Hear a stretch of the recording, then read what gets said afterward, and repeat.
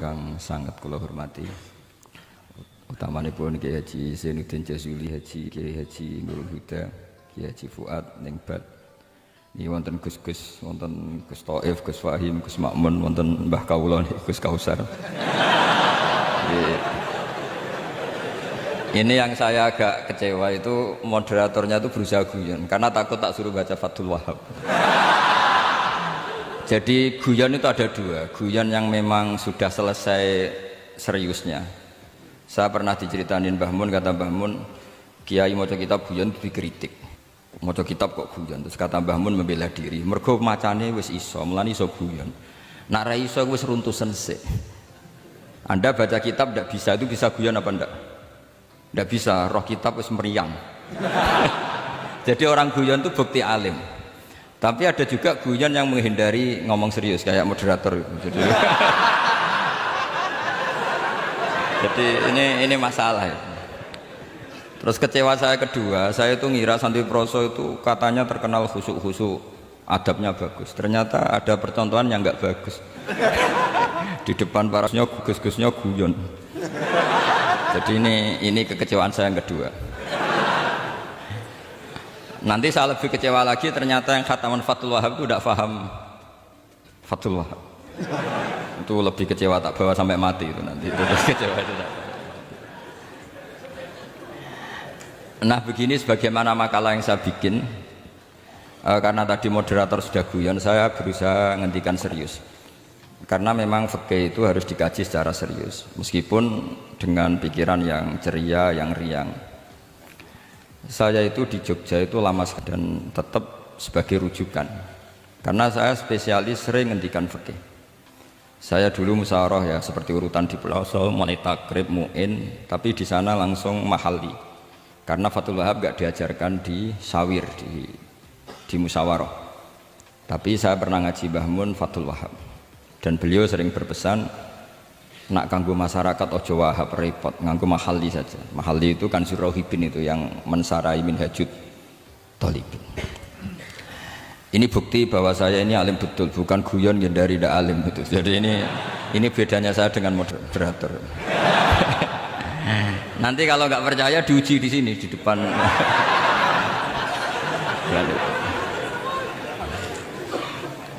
Saya ngaku alim itu bukan karena sombong, tapi keharusan.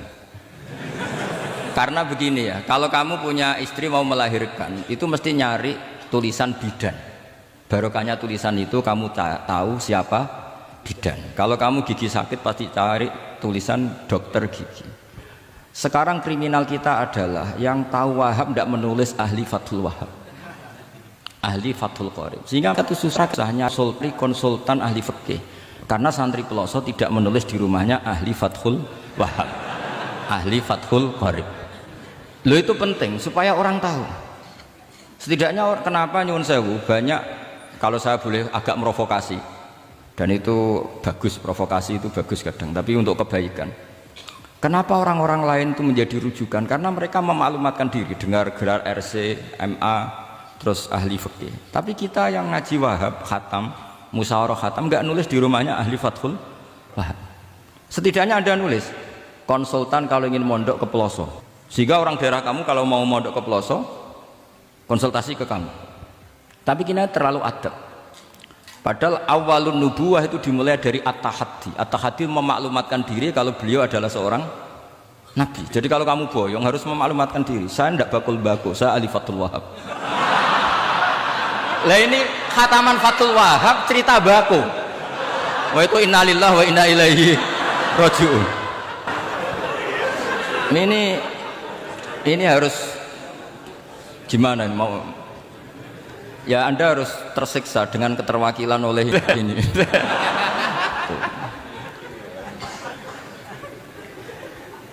Saya ini baca kitab banyak sekali, termasuk kitab Ithaf. Ketika beliau mensarai Ihya itu cerita kitab yang saya baca fil fikhi itu dihitung mulai mazhab Syafi'i sampai Hanafi semuanya. Saya baca kitab tasawuf ini jadi memaklumatkan diri. Awal dari nubuah itu memaklumatkan diri, sehingga orang gampang nyari. Kalau orang bisa nyari bidan, nyari dokter gigi karena tulisan, kenapa orang kesulitan nyari ahli Fathul Qorib? Kalau kamu ahli konflik tulis saja konsultan spesial cerai karena man pernah cerai, tulis saja. Kalau ahli jomblo tulis saja ahli perjodohan, supaya orang tahu keahlian kamu di mana. Saya di Jogja memaklumatkan diri, saya bisa baca Wahab, saya bisa baca Bukhari, saya bisa, bukan dalam konteks sombong, karena kebutuhan umat yang ingin tatap bu'u asari Rasulullah, mencari-cari asari Rasulullah itu terpenuhi, yaitu dengan ngaji orang yang ahli. Tunjukkan kalau baca kamu benar dan sebagai solusi umat. Umat ini punya problem banyak dan kamu mengajar dengan manhaj yang jadi solusi, yang jadi solutif, yang bisa jadi jalan keluar. Tapi kita enggak, santri itu banyak keluar dari pondok, tapi karena miskin, sudah dari mbahnya bapaknya memang sudah miskin ya. Terus atas nama humul, atas nama ikhlas, terus sering menyembunyikan diri. Menyembunyikan diri, pura-pura ada alim, yang sebetulnya ada alim juga kadang itu. Akhirnya terus orang sampai nggak tahu kalau itu alumni pondok. Tapi ketika ada orang konsultasi sama pihak lain, mereka tersinggung karena kok nggak ke dia. Mau ke dia gimana? Nggak ada tulisannya, nggak ada potongannya. Malah tadi cerita mbako segala itu kan apa ya? Nah, saya ingin kembali lagi. Saya punya teks hadis yang riwayatnya seperti ini. Meskipun hadis itu misalnya dhaif, banyak aditnya, banyak penguatnya. Idza zuharatil bid'ah wal fitan. Sebagian ada tambahan wasubba ashabi. Fal yudhiril alim ilmahu. Orang alim harus menampakkan kealimannya. Wa illa fa alaihi la'natullahi wal malaikati wan nasi ajmain. Justru kalau tidak memperlihatkan kealimannya dia kena laknat. Artinya yang sopan-sopan tidak memperlihatkan kefatul wahabannya, maka malah melihatkan kembakuannya. Itu jatahnya fa alaihi la'natullahi wal malaikati wan nasi ajmain. Ya setuju ya? Itu pasti kenalan. Coba betapa tersiksanya Syekh Zakaria Al-An. Tadi itu mulai ngomong tuh nggak pernah menyebut Syekh Zakaria Al-Ansori. Kayak apa tersiksa? Kitabku dikaji nyebut jenengku era gelem gitu. Padahal Syekh Zakaria Al-Ansori syarat menjadi orang alim seperti dari sekian tarjamah, istilahnya dalam bahasa Arab terbaru itu tarjamah itu Syekhul Islam Syekh Zakaria Al-Ansori. Itu saya pilih yang dari kitab Manhajus Sawi karanya Habib Zain bin Smith. Itu dari sekian manaqib yang saya baca di Sulaiman Jamal, Man Al-Jamal, di mana-mana paling menarik itu. Syaratnya jadi orang alim itu dua, punya guru alim, punya murid alim. Karena Anda akan tersiksa. Sangat-sangat tersiksa.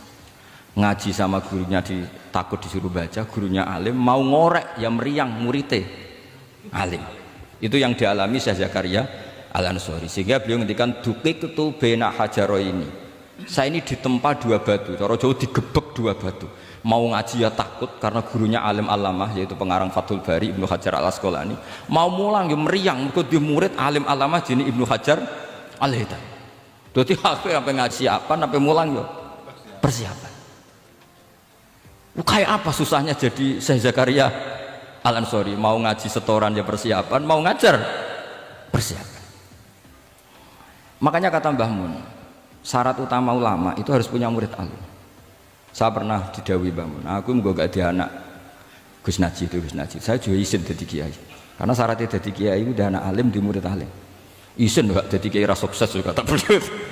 Makanya saya ketika kecelok alim itu senangnya bukan main beliau, karena terpenuhi status tadi. Nah ini kalau khataman Fathul Wahab terus bakas baku ini, ini roh Kiai Jazuli tersiksa ini gimana? Ini gimana ini sini? Kalau ukuran gampang, moderator kan dipilih yang paling baik, setidaknya ngomongnya lah. Kalau tidak ilmunya ya ngomongnya. Terus Anda terwakili oleh orang yang enggak jelas. Nggak, saya gojlok ini tidak dosa, karena kalau betul saya ini dosa karena ngerasani orang, berarti jadi kafarah dosanya dia. Soal saya kan amalnya sudah banyak, aman. Aman, jadi nanti. Jadi kalau jatah hasanah saya harus diminta dia, tak kasih aja. Gampang. Masih surplus banyak. Ya masih surplus, masih banyak. Kan orang itu kalau baca Quran satu huruf itu dapat 10 kebaikan. Saya ini hafal Quran, sudah gak terhitung itu sudah. Itu untuk kamu tak saati satu huruf cukup nanti kalau nanti nuntut di akhirat itu tak kasih satu huruf itu cukup. Jadi ya nggak apa-apa, nanti silahkan nuntut nanti di apa akhirat. Tapi kamu lebih saya tuntut. Kamu itu siapa kok nyuruh-nyuruh saya di sini itu? Tapi dosanya lebih besar lagi itu. Saya teruskan ya, saya cerita yang serius. Syarat jadi orang alim itu punya guru alim, punya murid alim. Karena sebagian dari ilmu itu bukan ditempa guru tapi ditempa murid. Imam Fathul Bari, Sahibu Fathul Bari, yaitu Syekh Ibnu Hajar Al-Asqalani, itu beliau sangat mencintai Nabi Musa justru karena dengan tanda kutip protesnya. Jadi ketika Nabi Musa diajari Nabi Khidir dari awal sudah ngendikan innaka inni ala ilmin, atau innaka dulu ya gak apa-apa, dibalik-balik gak apa-apa karena semua kitab riwayat kadang riwayat fil makna. Innaka ala ilmin allamaka wah ma'lam a'lamhu wa inni ala ilmin allamanillah ma'lam ta'lamhu. Kira-kira terjemahan bebasnya, kamu punya ilmu yang diajari Allah saya tidak tahu, saya punya ilmu yang diajari Allah kamu tidak tahu, maka innaka lan tastati'a ma'iya sabra, kamu tidak mungkin bisa menyabari saya, bisa memaklumi saya. Tapi kata Nabi Musa ngotot, tidak, saya harus belajar sama anda. Oke, silahkan belajar tapi jangan tanya. Pertanyaannya itu jangan tanya, fala tas'alni, kamu nggak boleh tanya. Kalau kamu ingin jadi murid yang baik nanti jangan tanya, itu dosa. Dengarkan aja. Ya dengarkan saja. Nah, tapi Nabi Musa tetap tanya. Ketika ada kejanggalan secara syariah, Nabi Musa tetap tanya. Dan itu oleh kitab-kitab tasawuf dianggap dengan tanda kutip kesalahannya Nabi Musa, meskipun mimbabi hasanatil abrar sayyatul muqarrabin. Tapi di kitab fikih itu dipuji sundul langit protesnya Nabi Musa. Jadi di kitab tasawuf disalahkan karena kitab tasawuf pemuja tadi ketertaatan pada guru, kitab fikih enggak. Ini bukti adallud dalil bahwa Musa itu orang pilihannya Allah. Dia tidak sabar, beliau tidak sabar kalau melihat kemungkaran. Jadi gugatannya Nabi Musa dia dianggap suratu ghiratihi fillah atau suratu ghiratihi fillah.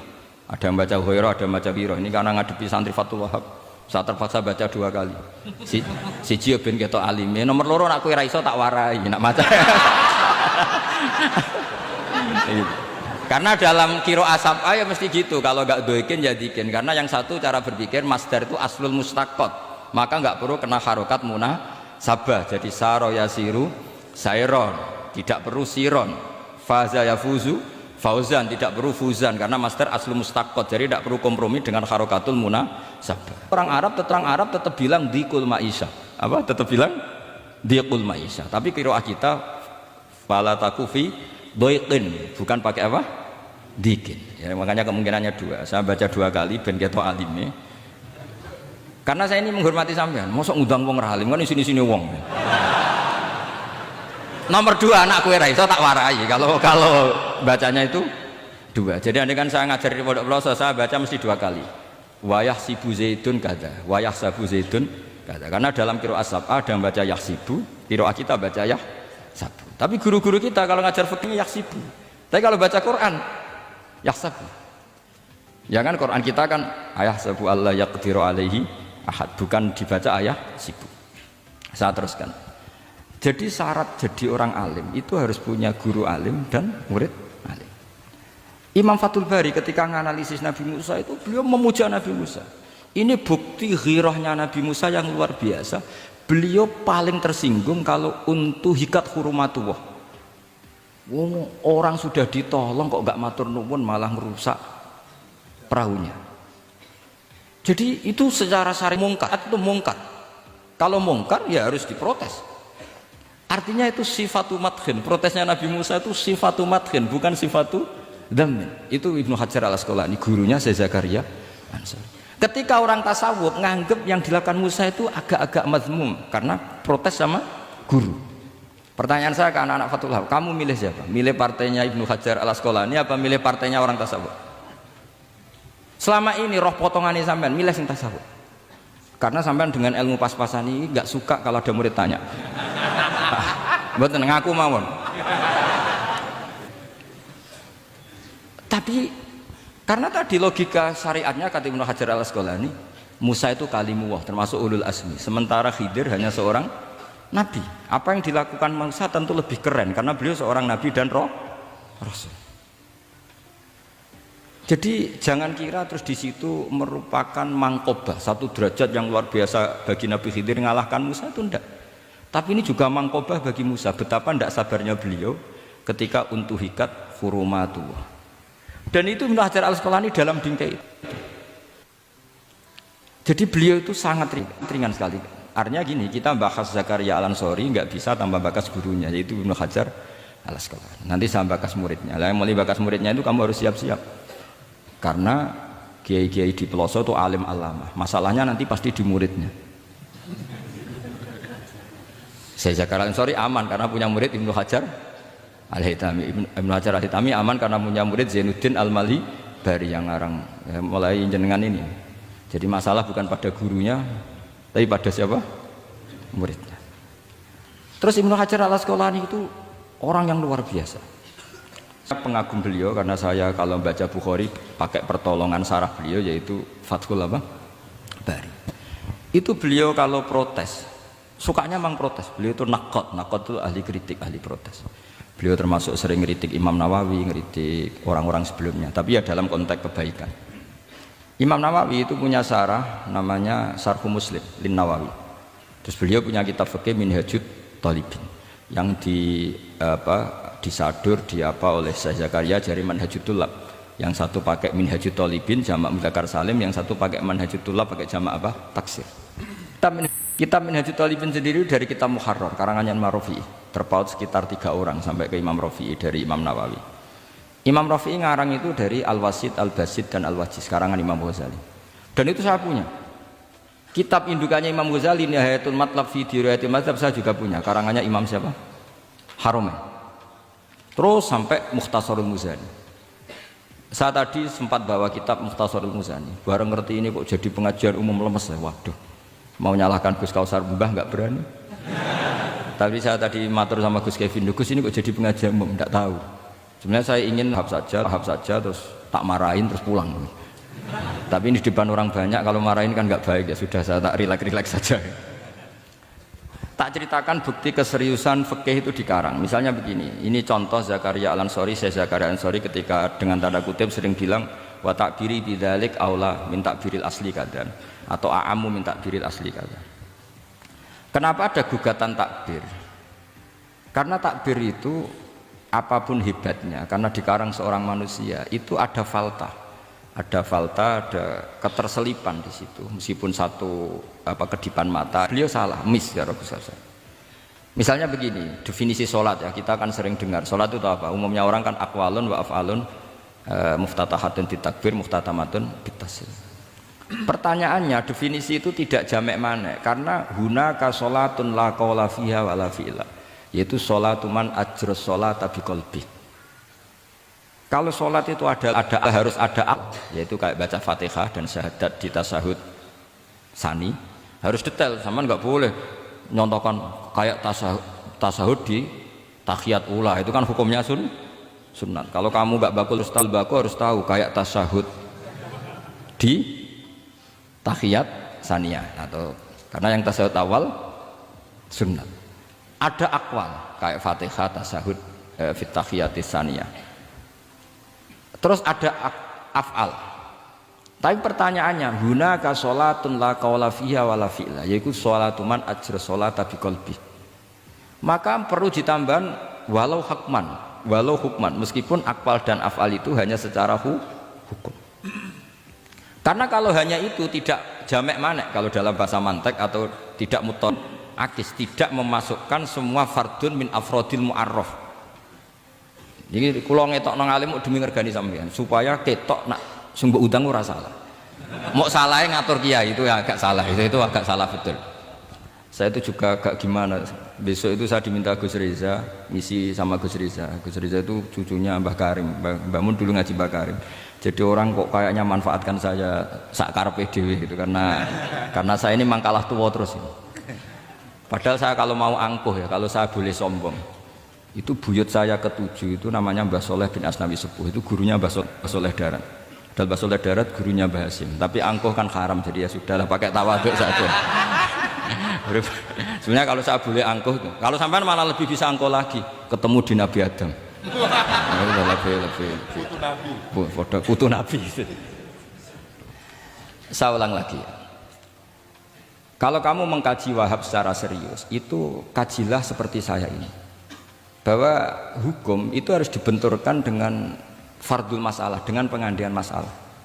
Misalnya begini, kalau ada hewan ketabrak truk jago, tentu kita diskusi ayam jago karena kalau ayam kecil kan gak eman, kelepek-kelepek meh mati. Cara pikirannya sampean ini yang anak-anak Fathul Wahab itu boleh disembelih apa enggak? Tanpa disembelih pun pasti 1 menit lagi mati atau setengah menit lagi mati.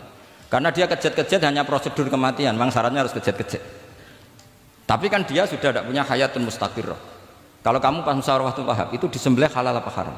Tidak, sampean jawab saja, enggak usah sungkan, Gus, enggak usah jawab aja. Ini ada Gus Makmun, ada Gus Wahid. Halal apa haram? Cara pikirannya Syekh Zakaria Al-Ansori, bajuri itu haram karena dia tidak punya hayatun mustaqirrah. Oke, haram.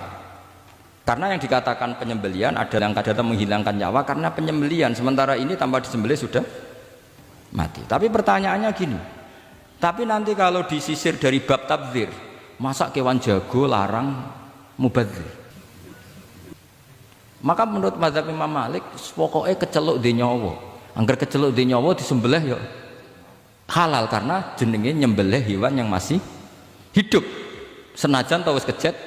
Kamu milih mazhab Maliki apa Syafi'i? Ini ayam jago loh, bukan ayam kecil. Karena kalau yang kecil kan ikhlas. Itu kan seperti kepiting, banyak kiai yang haramkan kepiting. Yang keberatan banyak karena kepiting besar.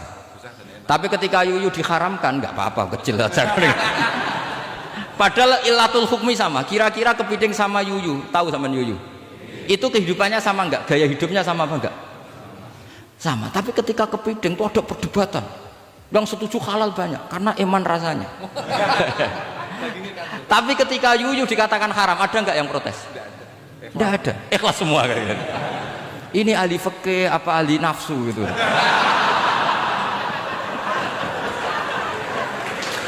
Jadi apa debat itu akhirnya nggak mutu kan?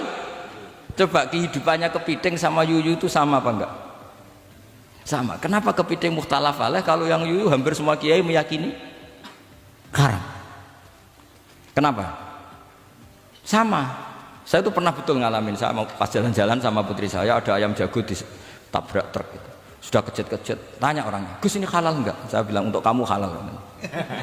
Lama-lama orangnya penasaran, kok untuk kamu, untuk hukum kok ada untuk kamu untuk...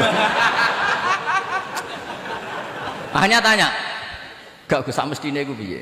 Kok haramno tak haramno ya ora siap wong kon iman nggih Gus bener. Ya misale cara jenengan. Aku kiai kurang pegawean tapi ya mangan pitik kejet-kejet aku. Tapi ini logika ya, logika yang dibangun fikih. Fikih itu kalau bangun kaidahnya gampang. Fikih itu gampang sekali karena sesuai fitrah manusia. Misalnya fikih itu kadang saya baca itu ya tertawa. Coba orang wajib mandi karena keluar mani. Ya sudah keluar mani wajib mandi. Sebetulnya keluar anak itu tidak ada hadisnya, nggak ada dalilnya. Tapi wajib mandi orang nifas itu karena mengeluarkan anak.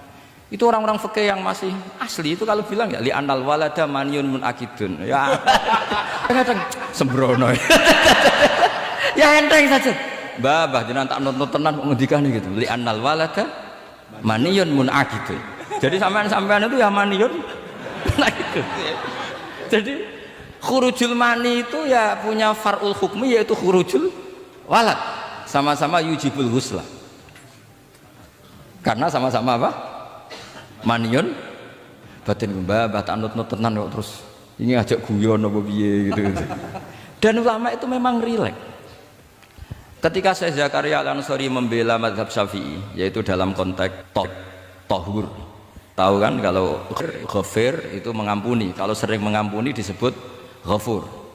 Syakir orang yang terima kasih, kalau sering syukur disebut syakur. Sehingga rata-rata sifatnya Allah itu ikut sifat mubalaghah. Wahhab, faul ya. Ya kan itu aturannya gitu kan, fa'alun aw mif'alun aw fa'ulu fi kasratin an fa'ilin badil.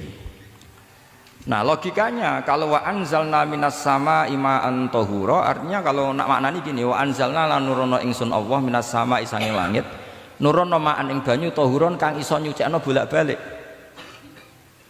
Karena fa'ul adalah untuk lil kasroh atau lil mubah, harusnya enggak ada mustakmal. Maka saya sering kadang balelo enggak ada mustakmalan karena wazannya fa'ulan tahuron. Tapi Imam Zakaria Al-Ansori, Zakaria Al-Ansori bela-bela madzhab Syafi'i, kata beliau ya'ti fa'ul bima'nal alat, kayak sahur lima itas saharubi. Tapi ya agak-agak takalluf, agak-agak apa? Termasuk takalufnya lagi, saya Zakaria Ansori, atau faul bimakna takrir atau mubalaghah fi udwin wahid. Di sini biasanya baca udwin apa usah, pokoknya bacanya 2 kali gak apa-apa. Umumnya apa? Udwin ya. Ya sudahlah, ikut partai sampean saja. Saya ini agak grogi, saya pakai madzhab peloso harus ikut guru apa madzhab sarang yang nggak harus ikut tapi akhirnya salah, tidak tahu saya, karena kata Mbah Mun gitu kalau membela diri. Nak ngaji ning Ploso Lirboyo murid kudu maknani. Ya apik ben murid roh makna. Tapi nak sarang gak oleh dimaknani. Kesarang ketika dinyek al ilmu sayyidun wal kitabatu qaiduhu qayyid apa? Suyudaka fil hibalil wasiqa, kata beliau. Iya tapi nak naline kakean ya mati padha wae. Itu karena itu tadi itu guyonan ya, guyonan manhaj. Ini sudah saya sama ini koalisi yang baik. Karena saya punya madzhab sarang, sama punya madzhab peloso, harus sama-sama konsisten dengan madzhab masing. Nanti di mahsyar nanti kita ketemu. Siapa yang ahli Fathul Wahab, siapa yang ahli Bako.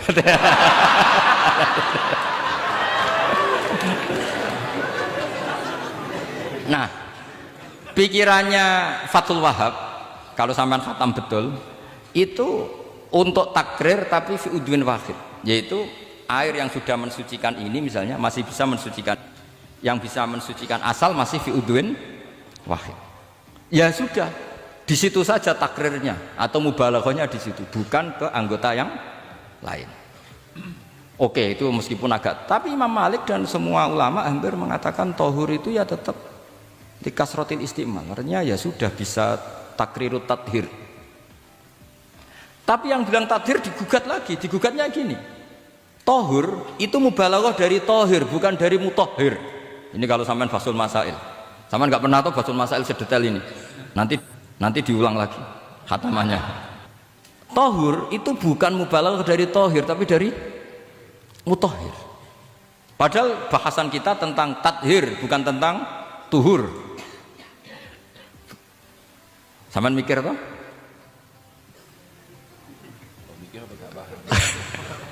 Nggak usah dijawab apa diterangkan?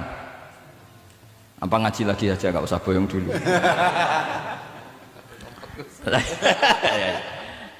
Nah, kemudian akhirnya ulama mulai mikir bahwa la makna li tohiriyah illa dengan fungsi tohuriyah.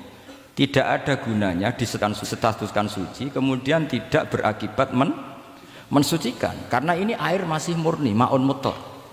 Kecuali kayak teh kopi berstatus suci tapi tidak mensucikan. Tentu ma'an tohuro di konteks itu adalah tohir mutahhir, karena contohnya air mutlak bukan kopi. Berarti meskipun tohur itu dari mubalaghah tohir tapi maknanya mutahhir, itu perdebatan. Akhirnya apa? Orang itu menjadi cerdas, terutama di era Ibnu Hajar Al-Haytami, karena beliau ahli fikih. Beliau itu cerdasnya Masya Allah. Tapi apapun itu, beliau tetap manusia, kecilnya kadang berlebihan dalam aturan yang dipatok madzhab Syafi'i, termasuk mensyaratkan Jumatan harus orang 40. Sekarang pertanyaannya gini, sama tak beri pertanyaan, harus bisa jawab. Meskipun salah, nggak apa-apa. Saya butuh jawaban, nggak butuh benar. Karena sudah tahu, mesti agak salah itu, nggak apa-apa. Ketika ada satu kampung yang orangnya tidak sampai 40 dan mereka ingin Jumatan, menurut kamu itu harus Jumatan? Apa boleh Jumatan? Apa harus duhur? Apa ya Jumatan ya duhur? Masyarakat gak mau biasanya.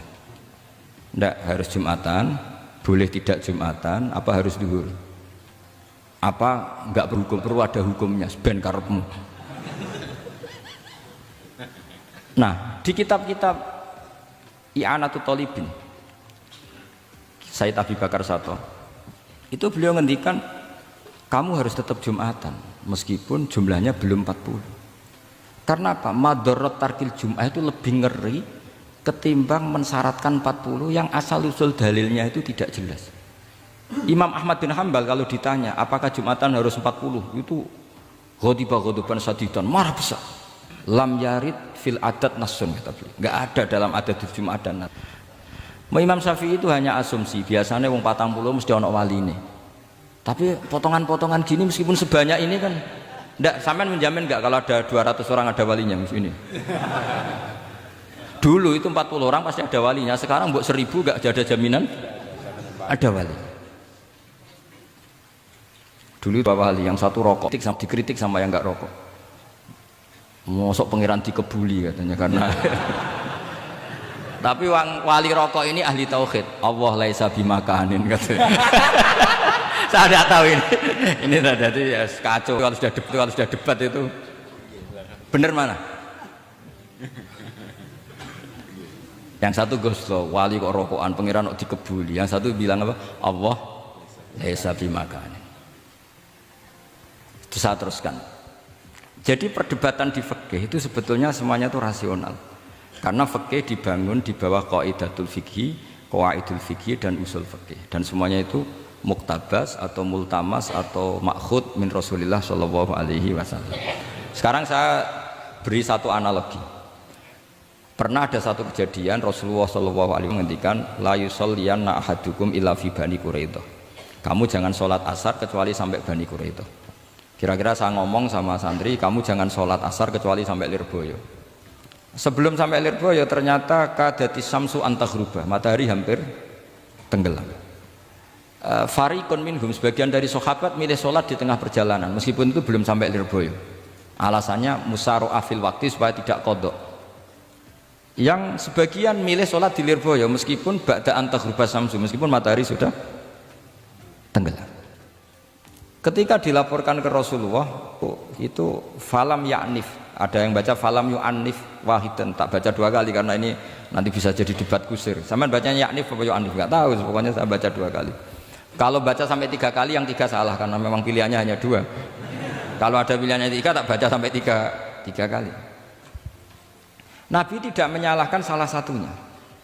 Yang satu pakai konstitusi yang namanya asar itu ya qobla antagrubas samsu. Yang satu cara berpikir Nabi jelas mansus harus di Bani Quraidah. Sekarang pertanyaannya, kaidah umum tentang, saya ulang lagi, umum tentang asar itu qobla ghurubis samsi dilawan nas harus di Bani Quraidah, menang mana? Nas sama kaidah umum. Kira-kira kalau kamu menang nas. Tapi pertanyaannya, nas itu butuh mahal. Tentu boleh seperti itu. Asumsinya Nabi adalah jangan-jangan sampai sana memang belum hurufus samsi. Maka makna yang mesti benar adalah aisari'u fil masyi. Kamu harus tergesa-gesa jalannya sehingga potensi menangi asar di Bani Quraidah. Jadi unik. Terus itu difahami pentingnya musaroah fil iktida. Jadi kalau anut Kanjeng Nabi harus musaroah. Nah, musaroah ini pula yang menjadi basis fikih. Makanya ulama dulu kalau ngarang fikih itu gampang sekali. Kalau orang tidak paham, tidak bakat wali, dia fikih itu gampang sekali. Bagi yang gampang maksudnya, sama tidak usah itu. Misalnya begini, Fathul Mu'in, Fathul Hab semuanya ngendikan wa yusannu nasyatun di sholatin. Jadi wa yusannu lan den sunatno apa nasyatun gumregah, semangat di sholatin krana ngadiri sholat. Fa inna wa ta'ala zamma tarikihi, sama sih ingat takbirnya. Zamma itu ngritik sapa wa ta modho sapa tarikihi, pakai jamak mudzakkar salim. Tarikihi ing wong sing ninggal nasyat. Terus beliau mendalil qala ta'ala wa idza qamu ila sholati qamu kusala. Ciri khas orang munafik itu kalau sholat itu malas-malasan. Maka saya itu sering bilang ke santri saya, pokoknya nak jamaah kudu ono melayuni, entah berapa kadarnya harus ada melayuni. Guling-gilingan musaroah. Karena di semua teks kebaikan adalah fafirru ilallah. Lari, ada unsur larinya, ada unsur musaroahnya. Nah, lalu lama-lama mengatakan makna hadis ini yang mesti adalah pentingnya musaroah. Nggak perlu berdebat tentang boleh nggak sholat qobla usul neng Quraidah atau tidak. Tapi harus, karena begini, yang mesti salah begini. Ternyata kayak melakukan santai-santai ngopi rokok se, jagungan se. Nabi kira-kira bisa maklumi nggak ketika cara jalannya seperti itu, kemudian matahari terbenam. Karena ini yang pasti salah. Paham ya? Karena nggak sampainya sana, karena salahnya diri ngopi sik santai. Lah itu namanya fikih. Jadi fikih itu dari analisis yang normal. Makanya saya sering sekarang akhir-akhir ini sering kampanye kitab Sajaratul Ma'arif. Dan itu saya serius dengan kampanye itu karena dikarang oleh Sultanul Ulama. Jadi kalau di wali ada Sultanul Aulia, di ulama juga ada Sultanul Ulama, yaitu Syekh Izzuddin bin Abdis. Itu kalau ngarang fikih itu gampang sekali. Saya punya kitab beliau Qawaidul Ahkam. Beliau ketika cerita kenapa harus ada sholat dihormatil waktu, beliau rangkanya enak sekali. Kalau santri sarang, Lirboyo atau Peloso atau santri mana saja, biasanya kalau pergi ke terminal, yang di terminal itu kan nggak layak, apalagi Ya dulu gak layak, pokoknya kalau pipis itu pasti kena najis lah celana. Santri kan biasanya milih sholat nanti di pondok, milih terawih lah. Milih terawih kan duhur asar. Saya tidak tahu kalau Gusnya. Tapi kira-kira kayak ya agak-agak sama kira-kira gitu. Alasannya santri yo nakal, meninggalkan sholat fil waktu itu karena alimnya. Kan sholat dihormati wajib iadah, ngapain daripada wajib iadah mendingan tidak usah sholat. Jadi ilmu itu tuh bermata dua. Rata-rata yang sudah tahu wajib iadah milih sholat apa milih ndak? Ndak, potongan-potongan rai gini tuh. Ndak, kira-kira aja. Milih ndak kan karena tahu wajib iadah. Tapi nanti setelah sampean alim dan bakat jadi wali dan sampean belajar kitab Qawaidul Ahkam, itu pasti milih sholat. Saya semenjak belajar kitab itu ya milih sholat. Tapi tidak usah dimafhum, dulu tidak sholat seperti itu. Mafhum yang salah itu. Yang berbasis suudzon. Jadi mafhum seperti itu salah, ya masalah itu. Suudzon itu masalah. Kata Syekh Izzuddin bin Abdus Salam memberi penjelasan. Kenapa harus sholat dihormatil wakti? Karena khotorun najasah, bahayanya najis atau ritsun najasah, kotorannya najis itu layafi, kalau dibaca ritsul layafi dengan pentingnya sholat. Karena butuhnya Allah, butuhnya malaikat, kalau boleh dibahasakan butuh ya dalam ilmu fikih kan dibahasakan gampang saja. Ada orang sujud di waktu yang diwajibkan sujud, sehingga diabaikan syarat sholat itu harus toharatul badan, wa ubi dan wal makan. Kok kira pantas ono waktu sholat kemudian la tasjudu fil waktu sajdah. Jadi akhir gampangannya wes tetap keren, meskipun kowe sholat nganggo najis ora sempurna tetap keren. Piye-piye cara didelok malaikat kok dhuwur wis keceluk sujud, keceluk musholli. Daripada kowe misalnya asar gak sholat alasan celanaku najis, maghrib ora sholat. Terus jare malaikat berkhataman Wahab kok kelakuane ngono kan gitu kan. Karena malaikat itu delok kok dhuwur.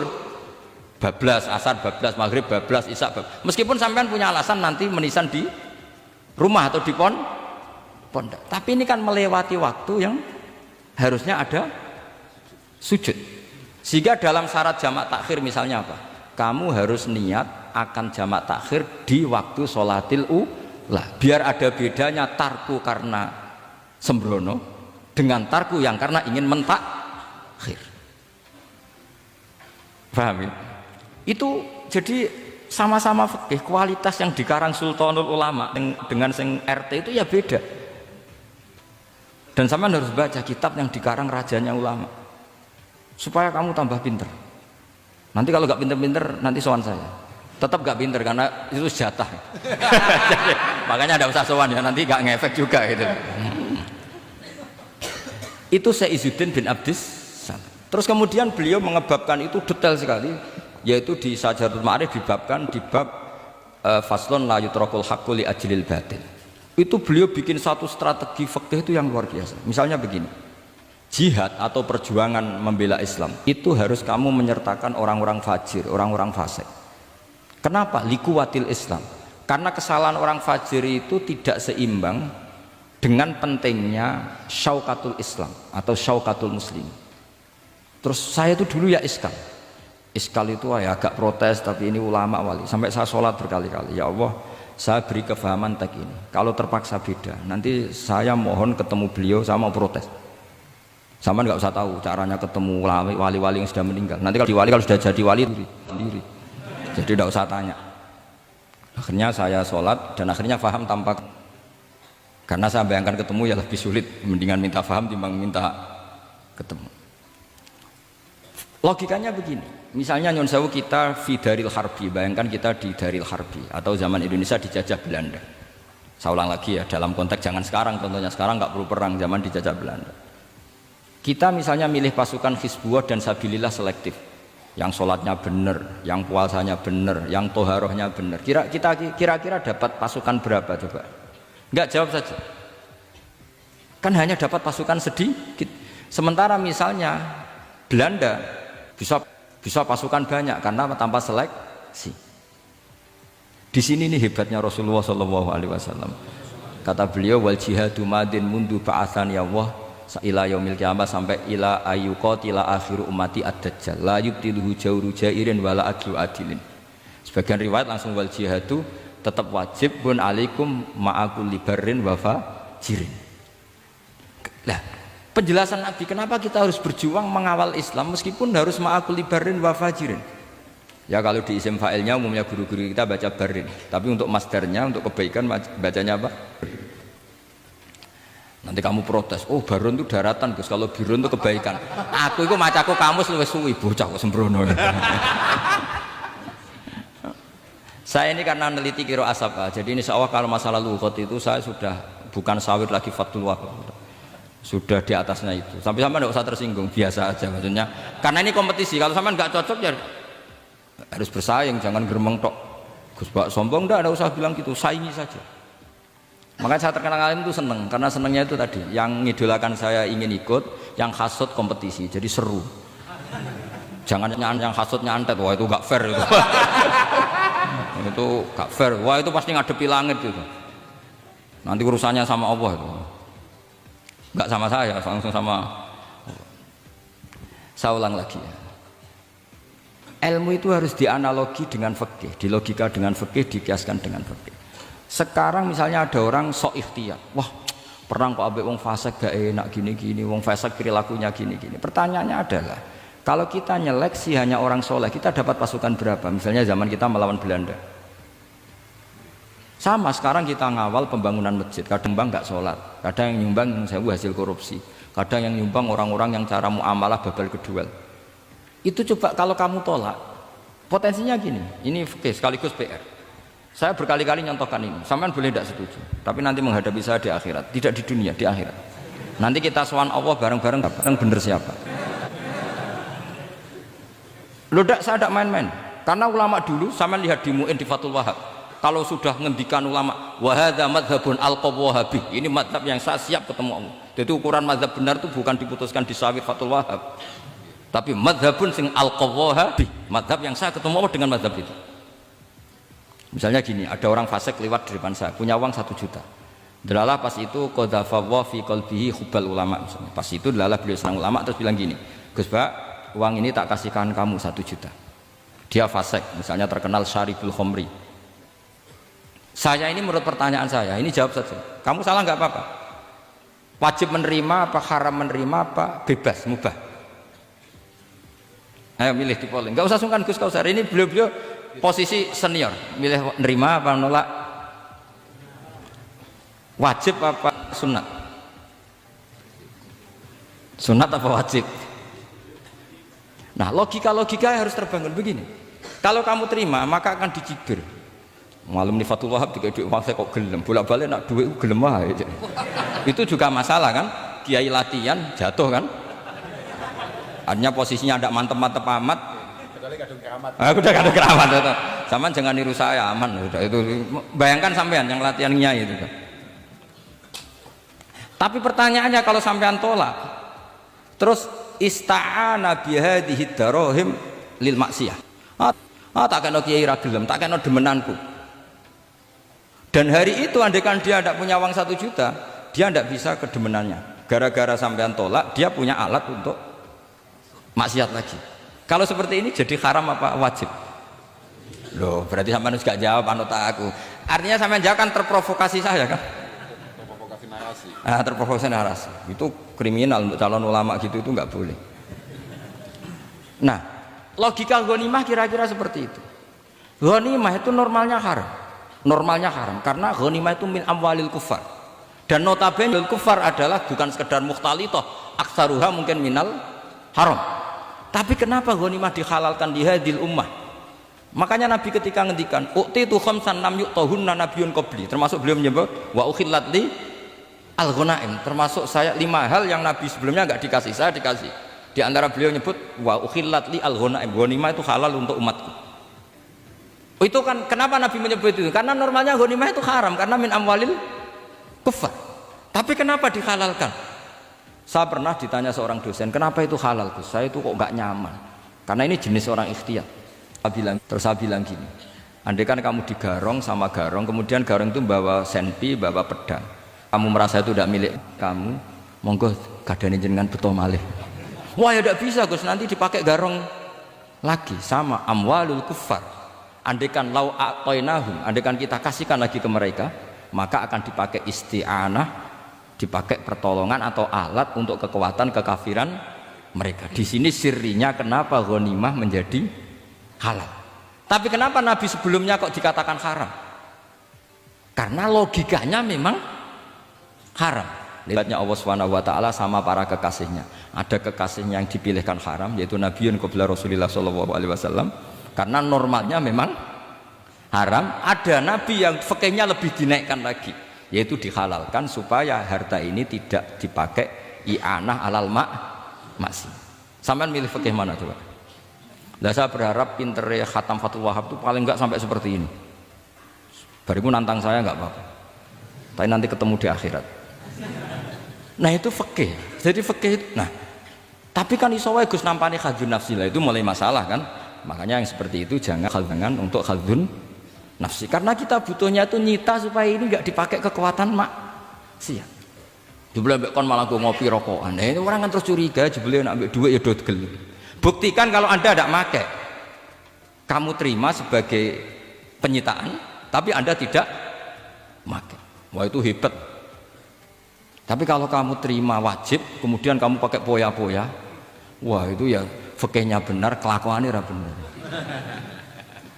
Nah saya berharap Anda memahami fikih itu sampai seperti saya ini. Syukur-syukur lebih. Meskipun ya agak-agak mukhal, tapi bisa diperjuangkan itu. Enggak apa-apa. Kamu doa di saat istijabah, ya Allah saya ingin mengalahkan Gus Baksa, ridho dengan doa itu. Tapi tak jamin enggak mustajab, karena sudah berbasis ghil, kebencian. Doa yang berbasis hasud pasti tidak mustajab. Jadi makanya saya rela kalau ada kompetitor, karena tadi pasti. Jadi fikih itu gampang. Misalnya begini lagi, saya beri sekian contoh. Di sini tadi saya minta Gus Kevin untuk membawakan Babul Hijrah, juz 4 kitab Mahali. Karena Mahali itu namanya kan Suruhibin sebetulnya, cuma yang ngarang Mahali lebih terkenal dengan istilah apa? Mahali. Beliau nyarai kitab Minhajut Thalibin. Imam Mahali itu senior. Jadi Syekh Zakaria Al-Ansori itu ya beliau sudah menyulap Minhajut Thalibin jadi Manhajut Tulab, tapi beliau ikrar kalau itu awal-awalnya dari Imam siapa? Nah, sekarang pertanyaannya gini, saya misalnya nempat di Korea Selatan atau di Amerika, saya sudah punya tanah di sana, saya ulang lagi punya tanah di sana, punya komunitas di sana juga saya nggak diperlakukan buruk, bisa sholat, bisa puasa. Hukumnya saya pindah ke Indonesia atau ke Mekah atau kemana saja, hukumnya haram apa boleh? Saya tidak mendapat perlakuan yang macam-macam. Kalau saya disakiti dan dipaksa menjadi kafir, maka wajib hijrah. Kalau nggak ada pemaksaan itu, kira-kira hukumnya gimana? Ada ulama yang mengatakan hukumnya haram hijrah, harumatil hijrah. Karena apa? Li alla yastauliya bitil kalbukah atau tikal bukah al kufaru. Karena sebetulnya kamu tidak dianggap sekedar pindah ke Indonesia, tapi membiarkan tanah yang dulu kamu pakai sujud, tanah yang dulu kamu pakai sholat, tanah yang sudah menjadi komunitas muslim menjadi komunitas kafir. Berarti dianggap pembiaran. Itu fikih. Jadi fikih itu logikanya sebetulnya normal. Maka seperti ini, saya masih ingat betul pernah didhawuhi Mbah Mun ketika di Madinah. Nak zahire hadis ya, iku Sayyidina Ali iku ya ono salah, ndak salah loh redaksinya, ono salah. Mergo Nabi sering muji wal Madinatu khairun lahum law kanu ya'lamun. Madinah adalah kota terbaik. Sataftahuna kadza wa kadza, Nabi sampai gitu. Tapi Nabi selalu ngendikan wal Madinah khairul. Tapi Sayyidina Ali tetap pindah ke Irak. Zaman itu terkenalnya istilah Kufah karena belum ada istilah Irak. Ke Kufah. Pindah ke Kufah, kemudian beliau menyebarkan Islam di Kufah. Terus punya murid awal namanya Hasan Basri, murid paling sukses. Itu orang-orang Basrah, bukan orang Temanggung, orang Basrah. Itu orang Basrah. Semua riwayat mengatakan itu orang apa? Basrah. Jelas bagul-bagul. Bukan. Itu sangat jauh dari. Nah, karena Hasan Basri murid paling sukses ini pindah ke Basrah, maka ilmu setelah itu Basrah. Sehingga idza ikhtalafatil Kufah wal Basrah quddimatil Basrah. Akhirnya menyebar sampai Baghdad, jadi Kubbatul Islam. Orang bisa dikatakan alim kalau sudah dikatakan alim di Baghdad. Termasuk Imam Syafi'i itu ngajinya di Baghdad. Padahal beliau lahirnya di Gaza. Huzah itu kalau sekarang itu apa? Gaza. Askolan itu juga Palestina.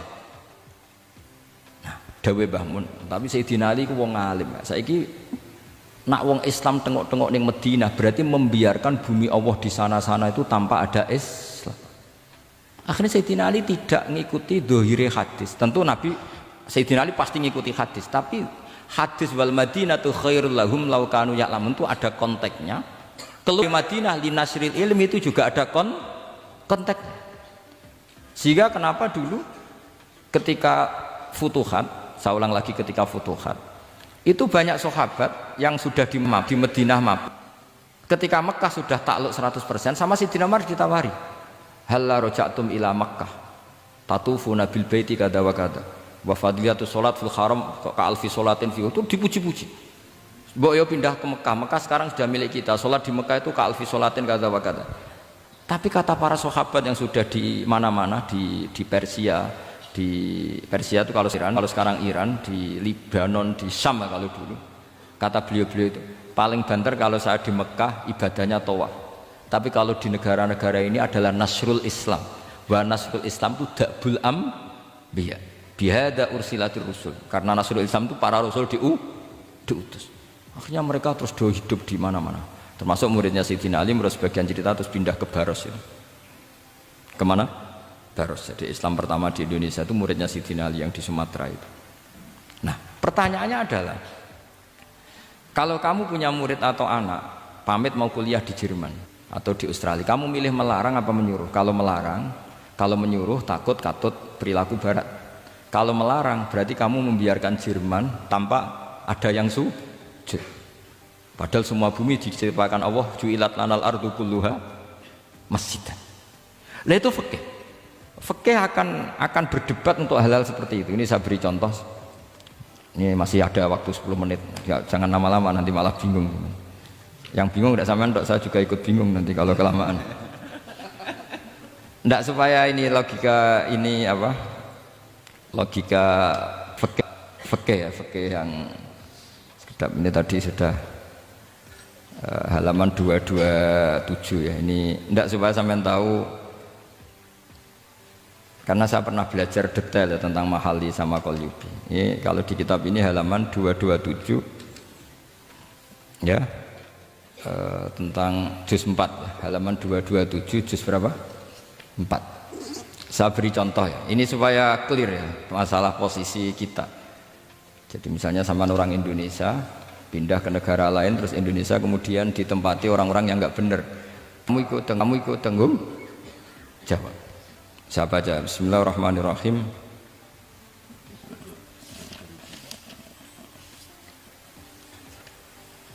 Ya, halaman 227 ini barusan tak cari karena halaman kitabnya beda-beda. Bidaril harbi.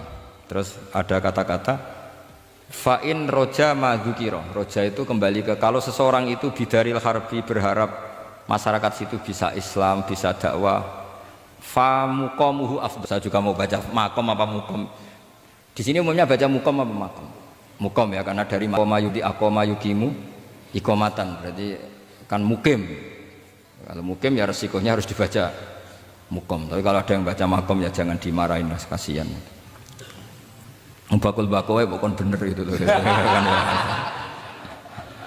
Fa'in roja madzukiro famuqamuhu afdalu au qadara alal i'tizali harumatil hijratu. Umumnya di sini baca harumat atau hurimat? Ya boleh dua ya, boleh harumat boleh hurimat, kalau itu masih. Li alla yastauliyal kufaru ala mahallihi fayasbahu darul kufri. Jadi artinya gini, misalnya saya di Jogja misalnya, atau di Jakarta atau di Batam, di situ atau di Papua, di situ kamu merantau di sana sudah bisa menciptakan komunitas Islam. Kemudian kamu pindah, itu bukan dianggap pindah secara mubah karena kangen keluarga, enggak, tapi ada masalah. Setelah kamu pindah ini yang menghuni siapa? Jangan-jangan min dari sujud ila niklab misalnya. Itu fikih. Jadi fikih itu sebetulnya normal saja. Tapi karena kita baca tidak detail, terus kayak apa gitu, kayak fikih itu aneh semua. Dasar gak bakat alim. Jadi sebetulnya itu fikih itu normal.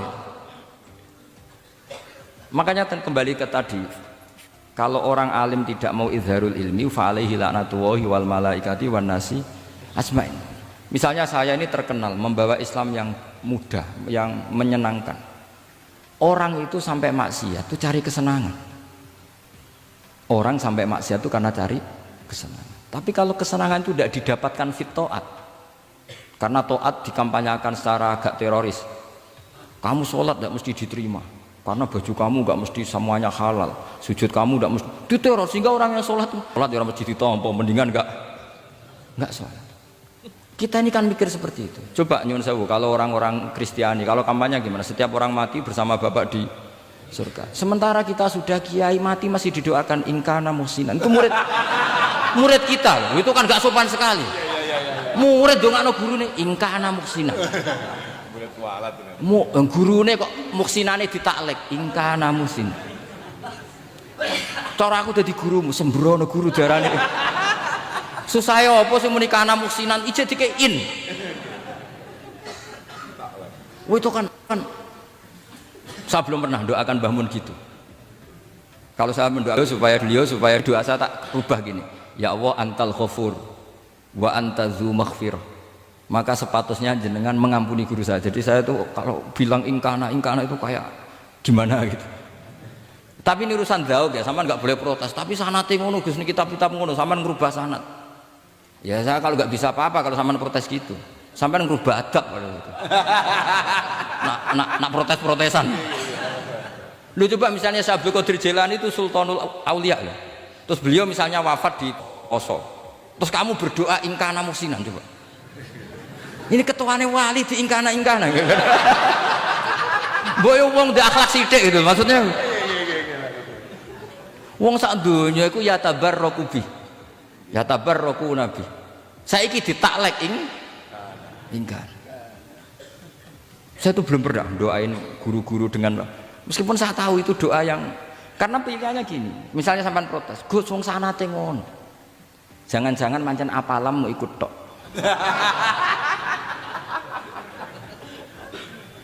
Loh itu kalau doain mayit, ini sekaligus ijazah tapi haram ditiru. Ya tapi ijazah tapi haram ditiru. Imam Syafi'i itu pernah ngecewakan seseorang karena beliau itu idola, ada orang meninggal beliau diminta rawuh. Doanya hanya gini tok, ya Allah, engkau itu tetap menjadi Tuhan meskipun tidak menyiksa orang ini. Jadi menyiksa orang ini tidak kebutuhan engkau. Kalau tidak jadi kebutuhan engkau ya tidak usah dilakukan, Gus. Itu terus pulang keluarganya gerembeng, iki piye donga ngono tok. Tapi satu keluarga itu diimpeni mayit itu diampuni gara-gara doanya Imam Syafi'i. Ya Allah, anta ghaniyun. Anta itu ghaniyun an adzabi. Engkau tidak perlu menyiksa orang ini. Engkau tetap Tuhan, tanpa menyiksa orang ini tetap Tuhan. Jika itu tidak kebutuhan engkau, ya sudah tidak usah dilakukan. Terus iya. Jadi kalau saya doain guru-guru ya Allah sifat ghafur engkau itu pasti efektif. Enggak mungkin sifatnya jenengan kok boten tembus. Ya sudah, ya seperti itulah ya Allah.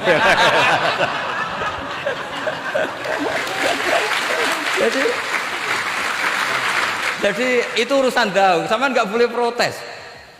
Gus Pak kok ngawur istihad, bukan ngawur, saya ini orang waras. Punya rasa takzim sama para wali.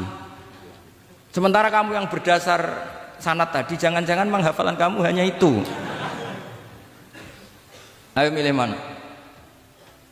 Saya bukan bikin ajaran baru, ndak, ini cerita rasa. Cerita apa? Rasa.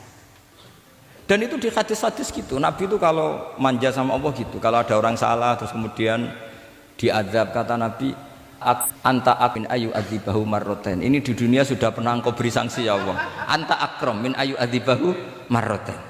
Tapi kalau belum disiksa kemudian dia aman-aman saja di dunia, engkau itu akram, engkau sudah mulia, gak pantas sudah menyelamatkan di dunia, kemudian jenengan dendam di akhirat masih. Iya. Jadi masih nyiksa lagi. Itu Nabi itu kalau sedang manja dengan Allah itu akhirnya ya baik semua gitu. Lah saya jenis ulama yang partai itu. Partai itu lah kira-kira seperti itu. Jadi siapa itu? Ya jadi ini relax saja, ini monggo nih tadi sesuai janji saya hanya 10 menit dari sekarang. Saya juga mungkin saya nanti tetap pulang karena saya besok ngajar di setainya Gus Yofur. Mungkin saya itu sudah janji sama Isa, setelah Yai wafat paling saya ini dibully pernah sepuh itu 2 tahun. Semoga setelah 2 tahun saya naik lebih sepuh. Pakai dalil-dalil yang agak-agak angkuh tadi karena terpaksa. Jadi sekarang ngalah 2 tahun, setelah itu saya pakai sanad yang saya sepuh supaya nggak digawe kongkonan terus gitu. Tapi saya tidak tahu tingkat adab saya sampai berapa tahun, saya tidak tahu gitu. Tapi saya mohon sama Musairin Fathul Wahab, ilmu itu dianalisis secara cerdas, ceria dan mudah. Saya dulu itu ya iskal sama hadisnya Nabi, kullu ummati mu'afan illal mujahirin. Semua umatku dimaafkan asal ketika dosa itu kalau nggak cerita kalau dosa. Saya dulu jenggat. Orang dosa cerita dosa itu kan kesannya jujur baik gitu. Tapi setelah saya pikir-pikir itu bener Kanjeng Nabi. Misalnya sampean cerita dengan anakmu, lihat zaman mondok peloso sering nak marung utang gak bayar ya biasa. Ya biasa sekolah gak munggah. Itu jujur apa mengajarkan? Mengajarkan. Suatu saat anak sampean goblok, persis bapak. Maka penting, tidak jaru itu penting. Makanya kata Nabi, semua umatku diampuni kecuali yang cerita-cerita dosanya. Karena dengan cerita itu artinya apa? Misalnya sampean zaman puber pacaran, terus kamu cerita, ya aku disini untuk ibu pacaran, tak guncak ngalor ngidul. Itu jujur, tapi suatu anak kamu pacaran kan, alasannya apa? Niru bapak. Tapi nak kamu sok suci, pacaran haram. Oh. Pak, lah kowe kok untuk ibu, wah itu pangeran, peparinge. Lo kan kira bodoh nih, wah itu peparinge pangeran. Gak pacaran Pak. Oh pacaran haram tuh. Kena muni orang kan bodoh nih. Pacaran haram tuh. Aku untuk bojo peparingnya Allah. Wah itu dimaafkan malah itu. Lo coba nyun sewu, ini analogi ya nyun sewu. Memuaikan semua zina itu ngaku zina. Kalau itu jumlahnya 1000 saja, 1000 itu punya keluarga. Satu orang minimal punya keluarga 10. Akan dipakai justifikasi kalau suatu saat zina berdasar pernah Pak D-nya atau Pak L-nya. Iya enggak? Tapi kalau semuanya enggak ngaku dan semuanya nyuwun sewu sok suci, wanteng ning masjid, sak wiridan nangis. Wah anak putune kok, wah mbahku khusuk kuat. Padahal nangisnya perkara nyesal tahu mau. Tapi artinya apa? Konsep yang dikatakan Rasulullah SAW itu kan luar biasa. Kullu ummati mu'afan illal mujahirin. Karena dengan jihar, memang di situ masdarnya kok jadi jihar. Jadi bukan ijhar tapi jihar. Jadi memang bahasa Arab itu agak unik. Misalnya di nahwu itu masdar itu kalam. Kalam berarti sulasi mujarrad. Tapi fiilnya enggak kelaku. Kalimah yaklimu kalaman itu enggak melaku. Sing melaku lam yatakallam. Tapi padahal masdarnya kalam. Jadi suara sama raya aku pengalaman. Masalah lugat itu pengalaman sekali. Jadi memang bahasa Arab itu lucu. Apalagi lafadz bagho malah paling kasus dalam bab yungqolu. Bagho maknane lacut, bareng melok wazan imbagho yang bagi sayukjo. Iku piye? Biasanya makna sulasi mujarrad sama mazid itu kan enggak beda-beda jauh. Barang kena bagho tuntas. Bagho dadi yang bagi. Nang takok, yang bagi sulasi mujarrad apa? Bagho, Pak. Bagho maknane apa? Jare tiang-tiang lacut, Pak. Mergo bingung gurune penerangno bingung. Daripada bingung jare tiang-tiang maknane lacut. Kayak laisa ku fi'il mandi, mudhari endi? Ora ono mudhari. Mandi kok ora ono mudhari? Mandi wae ora usah mudhari. Terus repot bahasa Arab wis repot. Kene ra melok dibahas mau apa coba? Ya sudah takdir ngono ae sudah. Jadi apa yang dikonsepkan Rasulullah SAW itu pasti yang terbaik. Bahkan Imam Ghazali ikut berkampanye wa inna ya, termasuk pemberian Allah terbaik adalah sitra. As-sitra itu atau tutup. Jadi hifdzul qaba'ih, menjaga supaya keburukan kita tidak kelihatan, itu termasuk kebaikan. Bukan dianggap tidak jujur karena tadi kalau semua keburukan kita tampakkan maka akan menjadi masif. Misalnya kamu cerita, misalnya insya Allah lah kita yakin semuanya kita insya Allah diselamatkan dari zina. Misalnya cerita dosa yang kecil-kecil saja, misalnya ini pondok utang rambayar atau rokokan, gak jamaah. Terus kamu ceritakan anak kamu, itu bukan jujur, mesti sebagai alat. Jadi cara anak kamu, wah disanggup, cocok. Suatu saat aku goblok kayak bapak. Aku disajung sih sekolah, sering ramunggah. Anakmu pondok tenang, santai.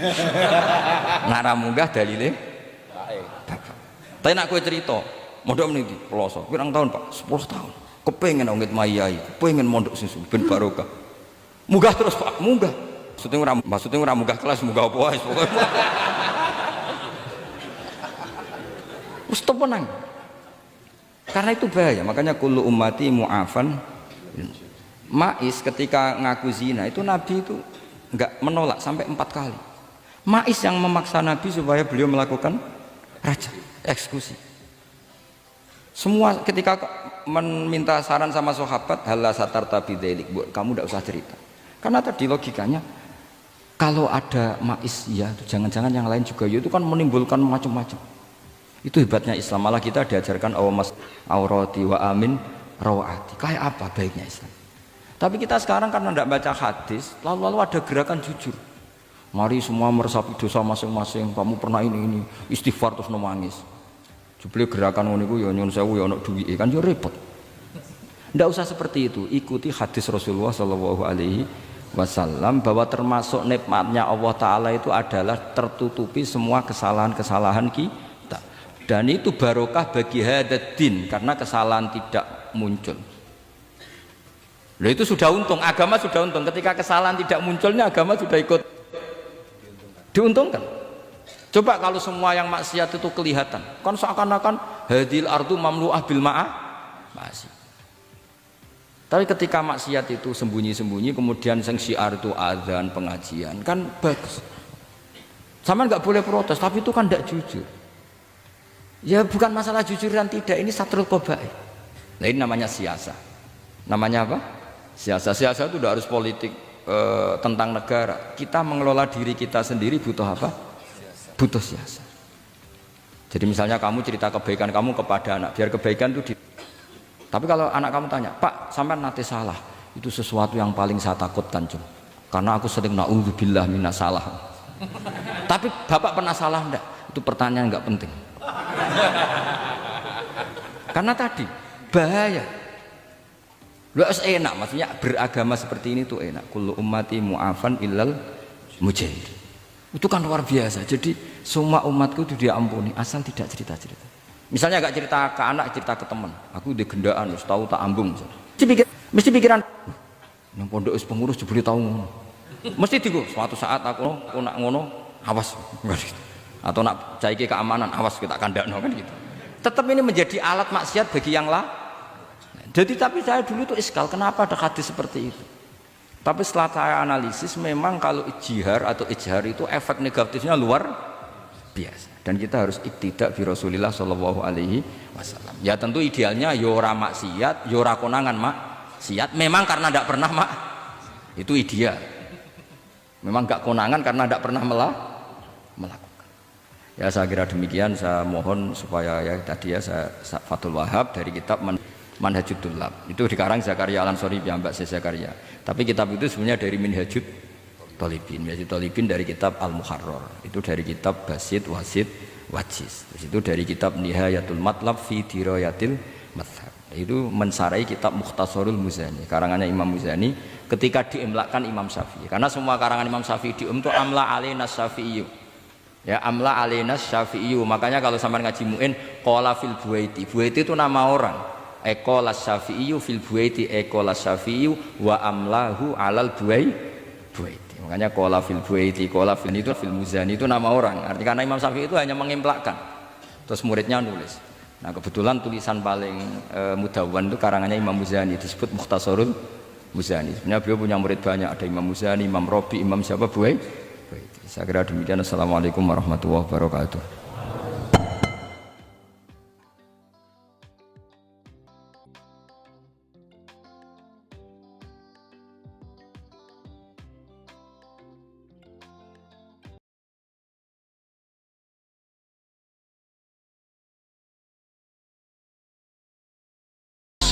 Dan di atas kelima dasar itulah kita mendirikan negara Indonesia kekal dan abadi.